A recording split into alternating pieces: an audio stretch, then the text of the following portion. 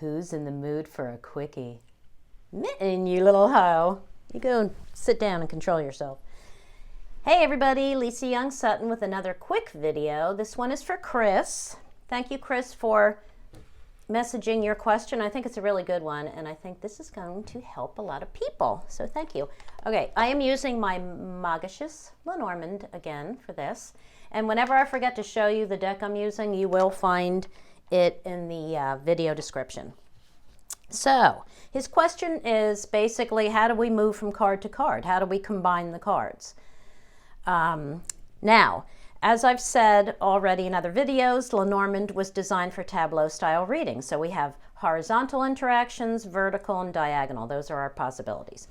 Now, learners typically start with a horizontal line. So we're going to start with that. Now, there are one of two methods that I use to read any horizontal line.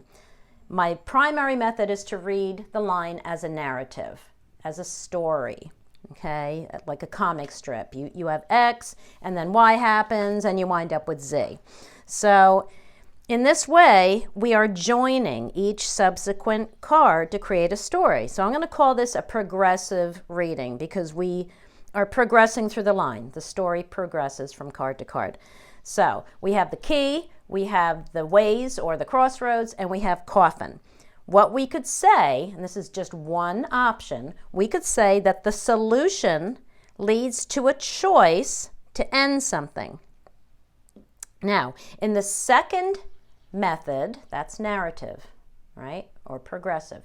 All right, in the second method that we use for descriptive readings, each subsequent card modifies or describes or alters the previous card. So this one modifies this one modifies this one, or this pair, right? Because it's just, going from left to right.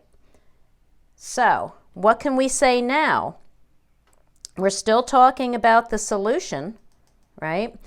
But now we can say that we have a divergent and restrictive solution. Again, that's just one way of saying it. So don't get worried if you see something else. This is just one way because we don't have a question here.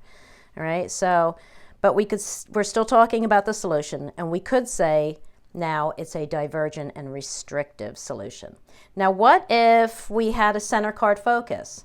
Because that is often used in descriptive readings, right?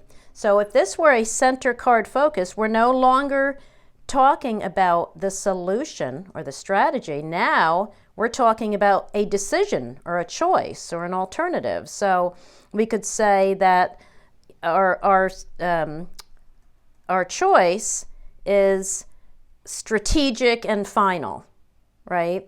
We're going to make a choice, and it's going to be a strategic choice and a final choice. All right, that's just another, as I said, it's just one way of reading it. But I think you get the point, and you can see the difference in this method and the narrative method. So I want to now, because someone else asked me to further explain vertical interactions. And this is a biggie because you're not going to get to the grand tableau without getting a handle on the vertical, right? Oh, there we go. All right. So I came up with a question for this. The question is, how will company X respond to my proposal? So this is your target. This is the card that represents the proposal. So you either pre-selected this card or you went looking for it in the grand tableau to read around it. All right, so this is your proposal. Now, what can we say about the card above it? Well, we can say that the card above it is pressuring this card. It's sitting on it, it's weighing on it, it's above its control, it's beyond its control, it's out of its reach, right? That kind of thing. What is the card below doing to this card? It's supporting it, it's holding it up, it's under its feet, it's under its control. We can say, you got this, you own this, right? So how can we read just this vertical line? Well, we have the scythe up here, we have the anchor down here. So remember, again, this is your proposal. You're wondering how company X will respond to your proposal. Well, right away, you know it's in danger. This is weighing down on it. It looks like they're going to cut it, right? If you just read these two cards, you would say, well, you're not going to get it. But you don't just read those two cards. You have your proposal standing on this. And what is this? This is safety. This is security. This says you have a firm grip on this. So even though this is weighing on this is heavier than this card, this is the supporting card. They have to balance each other. They're both describing this. This is standing on this, but this is happening to it, okay? So you could say that, you know, you're safe. You have a firm grip on this, but they're going to cut something. Something about it is in danger, all right? Now, do we ever just read a vertical line? We don't, just because it's not the most effective way of using these cards. Anytime we read a vertical line, we always have an intersecting horizontal line. So let's do this. Let's put, you know, I put these two cards here. So now we have a little bit of luck regarding this proposal, though it is in danger, but not complete danger because it's safe and it's leading to a contract, to an agreement.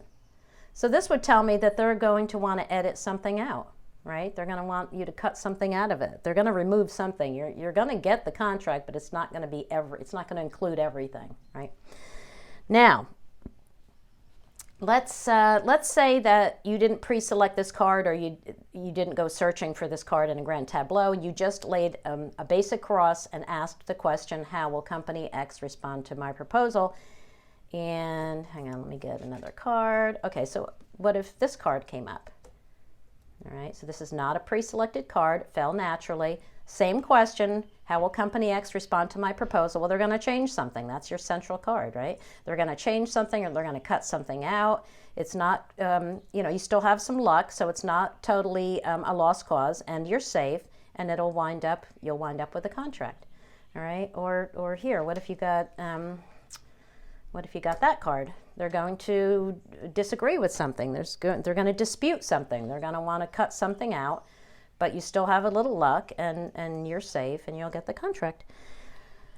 Okay, so now let's talk about a diagonal line. Because here, let me put a couple cards here. There you go. What is a diagonal line? Well, think about your flow of energy. It goes from top to bottom, left to right, right? So now, see that okay? There you go. All right, so now you have a diagonal line up here. Well, that's left of this card like this one is, and it's above this card like this one is, right? So it's going to be read similarly. This diagonal card to this is to the right like this card, and it's below like this card. So it's going to be read similarly to those two. Now, these are direct, right? These are direct influences. These are indirect. That's the difference. But it's still, that flow of energy is still going like this. So that still makes this a left and above, and this is a below and right. Okay, so what could we say now? If we had these cards, we still have that same story. They're going to dispute something. They're going to want to edit something out, but you still have some luck, and you're safe. And you know that's the feedback that you're getting, right? This is the feedback from them. The answer that's going to come to you is that they're going to dispute something. They're going to want to edit something out. You have a little bit of luck. You're safe. You're going to get the contract. You're going to make the money. There you go. Now, I think that's it. I get, you know, the one thing I noticed about these cards is you have the card weighing down and the card pushing are both temporary cards, right? This is a temporary card. This is actually a temporary card. The end result of this card is usually permanent, but the action of this card is temporary. This is a swift, you know, the side doesn't keep going around like the ring does. It's, right? So these are both kind of temporary cards, and, you know, the energy is moving like this, right? And this is pushing, this is weighing down, and these are both permanent cards, right? Yeah. So, you know, these are like safe cards, right? So you can see how that energy is moving. All right, well, I hope that answered your question, Chris, and I hope that was helpful to anyone watching. And as usual, if you have any questions, write them in the comments below or message me and I will answer. Okay, thanks everybody and have a great day. Bye.